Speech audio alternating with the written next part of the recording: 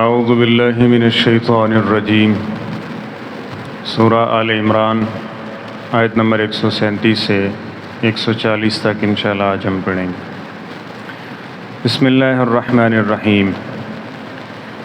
قد خلت من قبلکم، یقیناً تم سے پہلے گزر چکے، سنن کئی ایک طریقے، فسیروا فی الارض، پس تم زمین میں چلو پھرو، فانظروا پھر دیکھو، کیف کان عاقبۃ المکذبین، جھٹلانے والوں کا انجام کیا ہوا ہے۔ ھذا بیان للناس، یہ کھلا کھلا بیان اور وضاحت ہے لوگوں کے لیے، وہدن اور ہدایت ہے، وموعظۃ للمتقین اور یہ ایک بہترین نصیحت ہے پرہیزگاروں کے لیے۔ ولا تہنوا ولا تحزنوا، کمزور مت بنو اور غم مت کھاؤ، وانتم الاعلون اور تم ہی غالب رہو گے، ان کنتم مؤمنین اگر تم مومن رہے۔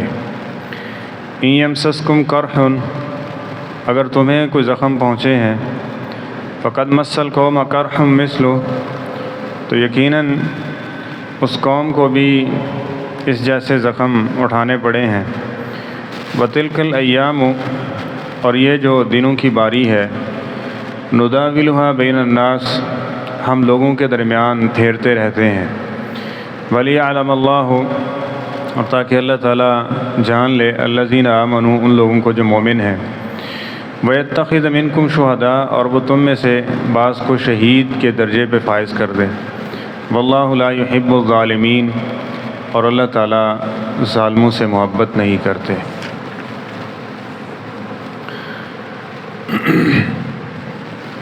اچھائی اور برائی، اس کی شناخت اور اس کے ساتھ اچھائی کا صلہ اور برائی کا انجام، دنیا میں حق و باطل کو واضح کرنے کے لیے کچھ نہ کچھ اللہ تعالیٰ دکھاتے رہتے ہیں، اور اس کا مکمل فیصلہ وہ قیامت کے دن ہوگا۔ تو جو دنیا میں اللہ تعالیٰ نے بعض مجرموں کو پکڑا ہے، اس کو بطور عبرت ذکر کیا ہے،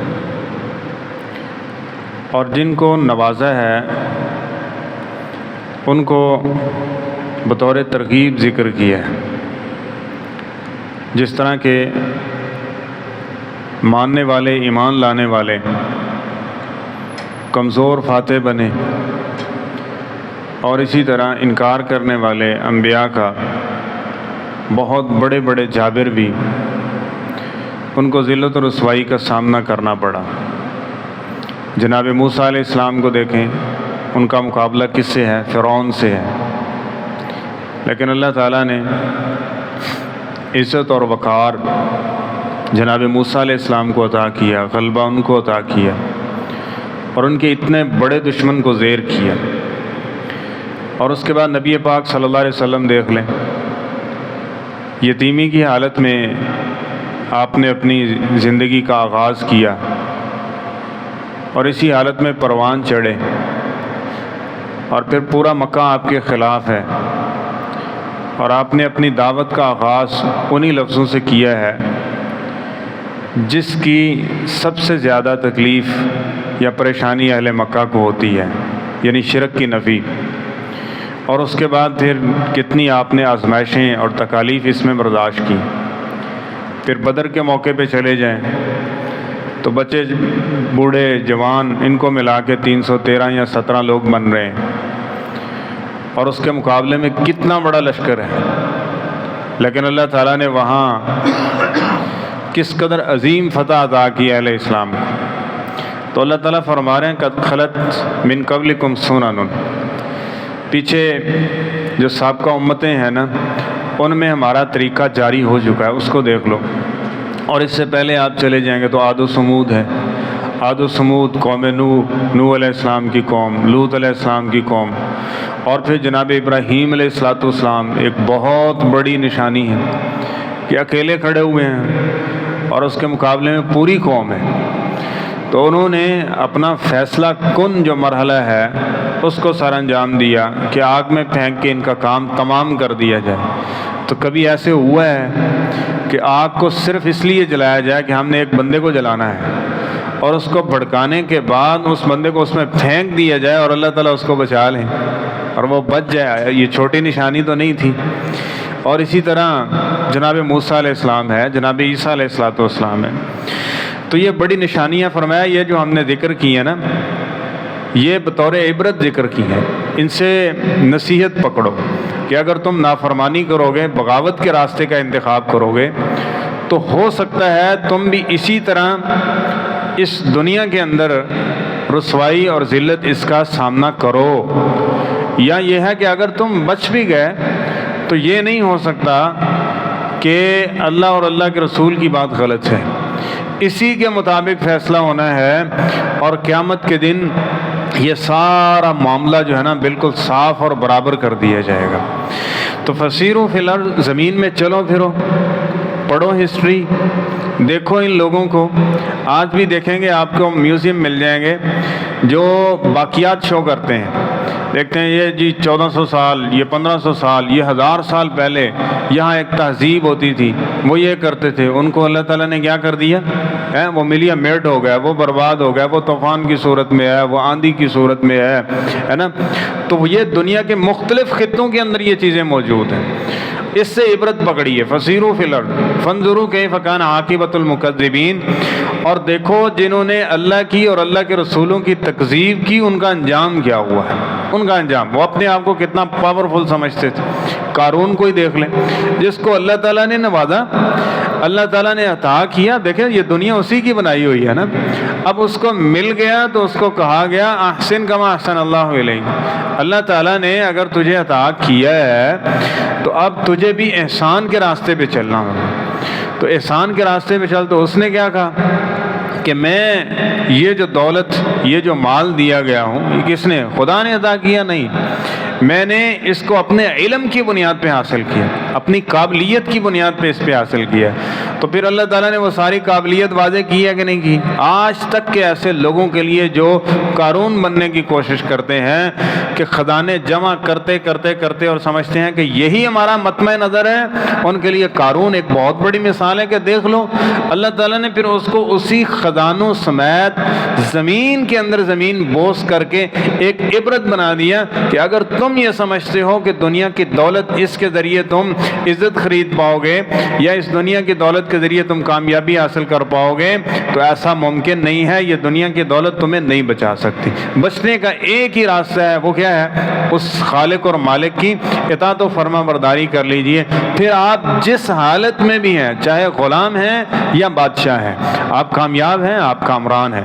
اور اگر ایسا نہیں ہے تو دنیاوی اعتبار سے آپ حفاظت کی جتنی بھی فصیلیں لگا لیں، جتنے بھی مضبوط پلان کر لیں، وہ اس سے اللہ کے حکم اور آرڈر جاری ہونے سے اپنے آپ کو نہیں بچا سکتے۔ فرعون کیا کہتا تھا؟ میری حکومت کس قدر مضبوط ہے، کون ہے جو مجھے ہلائے گا؟ انا ربکم الاعلی۔ اس حد تک اس کا تکبر بڑھ چکا تھا کہ وہ کہتا تھا کہ میں تمہیں پالتا ہوں، میں تمہارا رب اعلیٰ ہوں۔ اب رب اعلیٰ کے اندر کیا تھا کہ بسا اوقات کوئی کہتا نا فلاں بھی ہے فلاں بھی ہے، ایک جس طرح وہ تو اپنے طور پہ ایک فرضی چیز سمجھتا تھا نا کہ موسیٰ علیہ السلام بھی ایک رب ہے، کہا کہ اگر اس کا بھی کوئی رب ہوا نا تو میں اس سے بھی اعلیٰ رب ہوں۔ اعلیٰ اسم تفضیل کا صیغہ، یعنی سب سے، کوئی اور رب بھی ہے تو میں سب سے بلند و بالا رب ہوں۔ تو پھر اس کے ساتھ کیا ہوا؟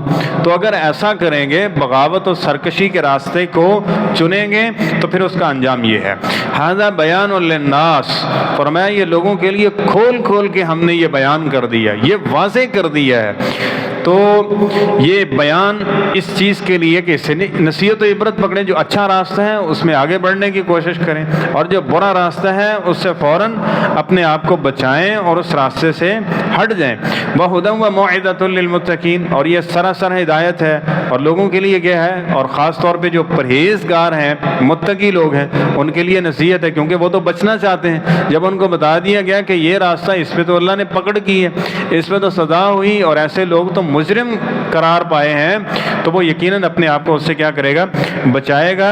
اور یہی متقی لوگ ہیں تو ان کے لیے یہ کیا ہے؟ ایک بہترین نصیحت بن گئی ہے۔ تو اس لیے اس قرآن پاک کو جو اس کو بیان للناس کہا گیا، ھدی للناس کہا گیا، موعظۃ للناس کہا گیا، اس کا مطالعہ مسلسل جاری رکھیں، اس کو پڑھیں، اس کو سیکھیں۔ یہ نہیں کہ بس اوقات ایک دفعہ پڑھ لیا، جس طرح ہمارے ہاں چل رہا ہے کہ بچہ ہے اس کو ناظرہ سکھا دیا تو ہم نے سمجھ لیا کہ حق ادا کر دیا۔ اور بھائی یہ لائف ٹائم والی کتاب ہے، آخری سانس تک اس کی تلاوت کو بار بار پڑھنا اور کرنا۔ ایک ایک حرف پہ اس کی نیکیاں کیوں ذکر کی گئی ہیں؟ اسی لیے ذکر کی گئی ہیں کہ انسان مسلسل اس کے ساتھ جڑا رہے۔ اور نبی پاک صلی اللہ علیہ وسلم کی سیرت کا مطالعہ کریں گے، صحابہ کرام کی سیرت کا مطالعہ کریں گے تو وہ مسلسل اس کتاب کے ساتھ جڑے ہوئے۔ سیدنا عثمان رضی اللہ عنہ آخری وقت ہے اور معلوم ہے کہ آپ شہادت ہونی ہے، یہ یقینی چیز ہے، لیکن قرآن پاک پڑھ رہے ہیں، قرآن پاک کی تلاوت کر رہے ہیں۔ جناب سیدنا عمر فاروق رضی اللہ عنہ کو دیکھ لیں، تلاوت کرتے ہوئے اس دنیا سے جا رہے ہیں، شہادت کے مرتبے پر فائز ہو رہے ہیں۔ تو بہرحال یعنی اس کے ساتھ جڑیں گے جس قدر اس کے ساتھ، اسی قدر اسلام ممکن ہوگی، اور جتنے اس سے دور ہٹتے جائیں گے اتنی ناکامی، نامرادی اور بربادی کی طرف چلتے جائیں گے، اور یہ کسی صورت کامیابی نہیں ہو سکتی جو اس سے دور ہو کر انسان حاصل کر سکتا ہے۔ تو فرمایا وَلَا تَحْزَنُوا وَلَا تَهِنُوا وَلَا تَحْزَنُوا وَأَنْتُمُ الْأَعْلَوْنَ إِن كُنتُم مُؤْمِنِينَ۔ آگے یہ ذکر فرمایا کہ ہمیشہ تمہارے ساتھ اللہ کی مدد رہے گی جب تک تم صاحب ایمان رہو گے۔ اپنے ایمان کو بچانے کی کوشش کریں، اس کو مضبوط کرنے کی کوشش کریں، ہر ایسی چیز سے اپنے آپ کو بچانے کی کوشش کریں جو ایمان پر اثر انداز ہو سکتی ہے۔ مثلا کبائر ہیں جو ایمان کے لیے بہت خطرناک ہیں، کبیرہ گناہ جس سے ایمان پر بڑی گزند پہنچتی ہے، ٹھیک ہے۔ اور اسی طرح شرک ایک ایسا جرم ہے اور اس قدر مہلک بیماری ہے کہ اس کا ایک جملہ بھی سارے ایمان کو برباد اور ختم کر سکتا ہے، ضائع کر سکتا ہے۔ تو اس لیے اس سے اپنے آپ کو بچانے کی کوشش کریں۔ بدعت ایک زہر قاتل ہے، خاموش قاتل ہے جو بڑی آسانی کے ساتھ انسان کے ایمان کو ضائع کر دیتا ہے۔ ان بدعات و خرافات سے بچیں، ٹھیک ہے۔ اسی طرح دیگر ایسی چیزیں کہ جو انسان کے ایمان کے اوپر اثر انداز ہوتی ہیں، ان چیزوں سے اپنے آپ کو بچائیں۔ اور وہ چیزیں جس سے ایمان نکھر جاتا ہے، ایمان مضبوط ہوتا ہے، ان چیزوں کو اپنانے کی کوشش کریں۔ ان میں کیا ہے؟ دین اسلام کو پسند کرنا، اللہ سے محبت، اللہ کے رسول سے محبت، ٹھیک ہے، دین اسلام سے محبت۔ یہ انسان کے ایمان کو مزین کر دیتا ہے، جس طرح نبی علیہ السلام کی حدیث صحیح مسلم میں ہے نا کہ جس بندے نے یہ کہا کہ رضیت باللہ ربا وبالاسلام دینا وبمحمد نبیا یا رسولا، یہ وہ بندہ ہے جو ایمان کے ذائقے کو چکھے گا۔ مطلب کیا ہے؟ جب تک وہ اللہ پہ راضی نہیں ہے، اس کو اللہ پہ اعتراض ہے نا۔ کچھ لوگ ہوتے ہیں نا تقدیر کے معاملات یا اونچ نیچ ہو جائے تو ان کو اللہ بھی اچھا نہیں لگتا، اللہ تعالیٰ کے بارے میں معاذ اللہ کو عجیب و غریب باتیں کرتے ہیں، تو وہ ایمان کا ذائقہ نہیں چکھ پائیں گے۔ ایمان کے ذائقے پہ کیا ہے کہ اللہ تعالیٰ کے ساتھ محبت ہو، آپ اللہ تعالیٰ کی ذات پہ راضی ہیں، اس کی صفات کو مان رہے ہیں، اور اسی طرح اس کے فیصلوں پر راضی ہیں۔ اور اس طرح رسول پر راضی ہونے کا مطلب کیا ہے کہ جو نبی کریم صلی اللہ علیہ وسلم نے دیا وہ کافی اور شافی ہے، اس میں کمی بیشی نہیں کر سکتے۔ اسلام ہے جو شرعی حدود ذکر کی گئی، شرعی معاملات ذکر کیے گئے، اس پہ اعتراض نہیں بلکہ اس کو دل و جان سے پسند کرتے ہیں کہ یہ ہمارے رب نے جو ہمارے لیے خیر خواہی کے اصول بنائے ہیں یہی ہی خیر اور بھلائی پر مبنی ہے، اس کو پسند کرے گا، اس سے محبت کرے گا، پھر اس نے ایمان کے ذائقے کو چکھا ہے حضرت۔ اور اگر اس معاملے کے علاوہ یعنی اس کے الٹ چل رہے ہیں تو پھر اس کا کہاں ایمان ہے؟ جو شرعی احکامات جس کو اچھے نہیں لگتے، رسول اس کی اطاعت و فرما برداری، ان کا طریقہ، اس کا اسوہ حسنہ جس کو اچھا نہیں لگتا، طرز زندگی پر اس کو اعتراض ہے، وہ آپ کے دشمنوں کی طرز زندگی اپنائے ہوئے ہیں، وہ کہتا ہے ایمان کا ذائقہ اور یہ چیزیں اور فتح اور یہ کچھ بھی نہیں ہوگا جب تک کہ اپنے اعمال کو درست نہیں کریں گے۔ تو فرمایا کہ تم نے غم نہیں کھانا، یہ حالات بس اوقات اوپر نیچے بدلتے رہیں گے، اسی طرح پریشان بھی نہیں ہونا اور کمزوری بھی نہیں دکھانی۔ جب تک تم مومن رہو گے ہم تمہیں غلبہ عطا کریں گے، تم ہی غالب رہو گے۔ اور آج کل کے یہ جو اکثر سوال ہوتا ہے کہ مومن اور اس قدر اور پھر ان کے ساتھ یہ سارا کچھ، تو بھائی یہ ساری باتیں اپنی جگہ اس ایک آیت کے اندر ان ساری چیزوں کا جواب موجود ہے۔ اپنے ایمان کی فکر کریں، اس کو دیکھیں اور ڈھالیں، اپنے آپ کو جانچیں کہ ہم کہاں کھڑے ہوئے ہیں، کتنے کام مسلمان ہیں۔ 2 روپے کے لیے ہم جھوٹی قسم اٹھا دیتے ہیں، ہے نا، 500 1000 کے لیے مرلے 2 مرلے کے لیے ہم جھوٹا قرآن اٹھانے کے لیے تیار ہیں، پھر کہتے ہیں کہ ایمان اور پھر ہماری مدد اور یہ معاملات اپنے۔ آج سب سے زیادہ ضرورت یہ ہے کہ ایک مسلمان کو، غیر مسلم ہے تو اس کو تو سکھانے کی ضرورت ہے ہی ہے، آج غیر مسلم سے زیادہ مسلمان کو سکھانے کی ضرورت ہے کہ اسلام پڑھو اور اسلام کے موافق چلو۔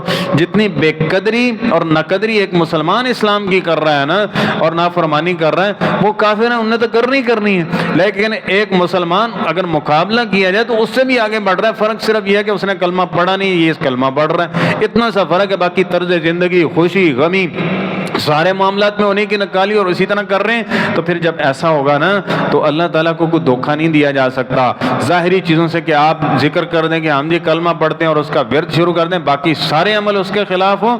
تو اللہ تعالیٰ ان ساری چیزوں کو لطیف لما یشاء ہے, بڑی باریک بینی سے دیکھ کے پھر فیصلہ کرتا ہے اور اس کے ساتھ نتیجہ ہوتا ہے. تو ان یمسسکم قرح فقد مس القوم قرح مثلہ, آگے کچھ تسلی دی گئی کیونکہ احد کے اندر تھوڑے سے زخم اٹھانے پڑے, اور دوسری طرف سے ایک تو یہ معاملہ ہوا اور دوسرا ان کے باتوں اور تانوں کے تیر ہے کہ ہم نے بدلہ لے لیا. کون ہے تمہارا خدا کدھر ہے جس نے تمہارے ساتھ فتح و نصرت کا وعدہ کیا ہوا تھا, آج کیا بنا تمہارے ساتھ؟ یہ ساری چیزیں ہیں. تو اللہ تعالیٰ تسلیاں دے رہے ہیں کہ ان یمسسکم قرح, اگر احد میں تمہیں زخم اٹھانے پڑے ہیں نا تو فقط مسل قوم قرح مثلہ, اور اس قوم کو اس سے زیادہ زخم اٹھانے پڑے ہیں. جنگ کے اندر تو ہوگا, اب صاف ظاہر ہے جنگ کے اندر آپ جائیں گے تو آپ کو پھولوں کا ہار تھوڑی پہنائے گا, وہاں تکلیف اور یہ چیزیں برداشت تو کرنی پڑے گی. پھر بھی مسلمانوں کے بارے میں کہا گیا کہ تمہارا جو پلڑا ہے وہ بھاری ہے, تم نے 70 کو قیدی بنایا, 70 کو مارا. اب یہاں کیا ہوا کہ ان میں 70 لوگ جو ہیں 70 مسلمان وہ شہید ہو گئے, لیکن پلڑا پھر بھی تمہارا بھاری ہے. تو وَتِلْكَ الْأَيَّامُ نُدَاوِلُهَا بَيْنَ النَّاسِ, تو لوگوں کے درمیان یہ دن بدلتے رہتے ہیں. اللہ تعالیٰ فرما رہے ہیں کہ ہم یہ باریاں بدلتے رہتے ہیں. آج کوئی فاتح ہے تو مفتوح بن جاتا ہے, مفتوح ہے تو فاتح ہو سکتا ہے, یعنی اس کو دل پہ نہیں رکھنا.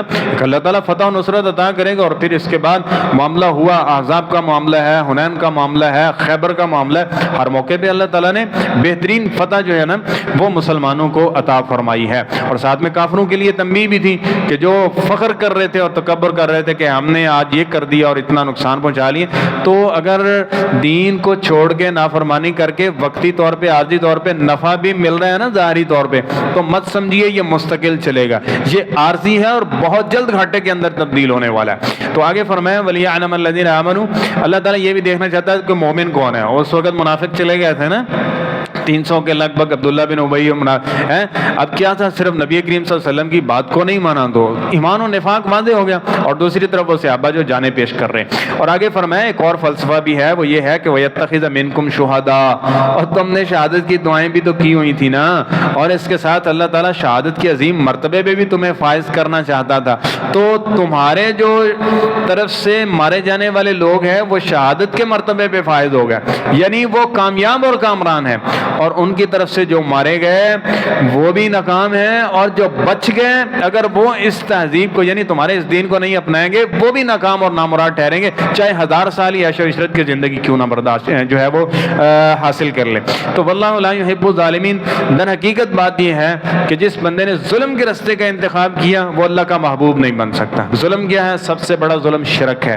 اس کے بعد نیچے چلتے آئیں گے تو ظلم و زیادتی, یہ ساری چیزیں جو بندہ اس ظلم کے راستے کا انتخاب کرے گا پھر اللہ تعالیٰ کے ہاں وہ محبوب نہیں بن سکتا.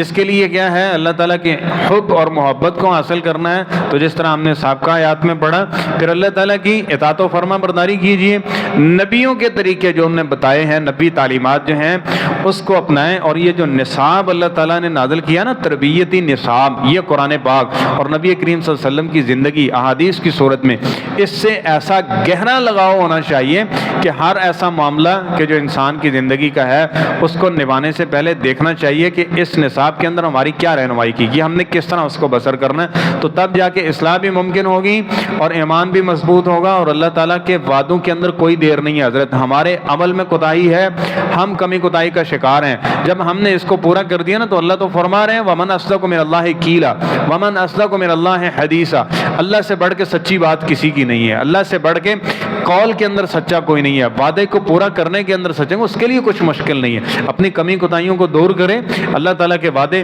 سچے ہیں اور وہ اسی وقت پورے ہو جائیں گے جب ہم اپنے معاملات کو درست کر لیں گے. اللہ تعالیٰ ہم سب کو اپنے اصلاح کی توفیق نصیب فرمائے.